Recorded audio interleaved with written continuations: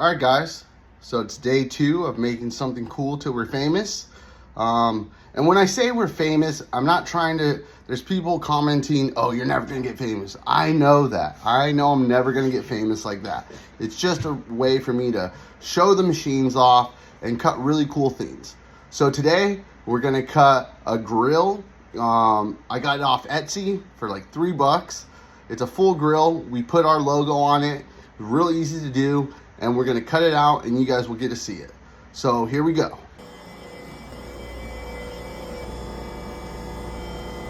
As you can see, here's the grill. It's one of those grills that just snaps together or goes together. You can see right here, we put our logo in there. Took us about 5 minutes to put it in. So let's get cutting. So here we are on the 5x5 Pro 2.0.